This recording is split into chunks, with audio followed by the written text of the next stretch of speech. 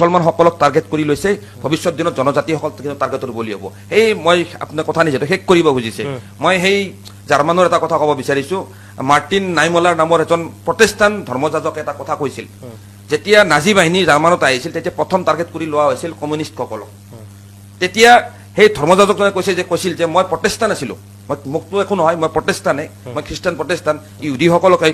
কমিউনিষ্টসকলকে target কৰিছে তাৰপিছত target কৰি লোৱা হৈছিল ইহুদীসকলক তেতিয়াও সেইজন ব্যক্তি মনে মনে আছিল তেওঁ ভাবিছিল যে মই প্ৰটেষ্টাণ্টে মোক কিয় মোৰতো একো নহয় তাৰপিছত টাৰ্গেট কৰি লোৱা হৈছিল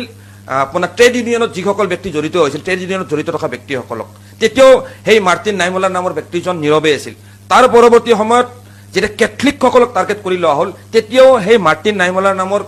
জাৰ্মান ধৰ্মযাজকজন নীৰৱে আছিল যে মইতো প্ৰটেষ্টাণ্টে যেতিয়া প্ৰটেষ্টাণ্টসকলক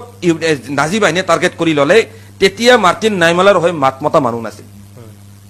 তো এইখন চৰকাৰে মুছলমানসকলে নহয় আজি এইখন চৰকাৰৰ দিনত বিজেপিৰ যিটো নীতি আদৰ্শত প্ৰতিটো প্ৰান্তীয় অঞ্চলৰ জনগোষ্ঠী আজি নিৰাপদ নহয় আজি দেশৰ বিভিন্ন ঠাইত এই কথা আলোচনা হৈছে আৰু সেইকাৰণেই আজি উত্তৰ প্ৰদেশৰ দৰে হিন্দুত্ববাদৰ হটস্পট বুলি যাক কোৱা হয় তাত বিজেপিয়ে সাংঘাতিকভাৱে এইবাৰ মুখ ঠেকেচা খাইছে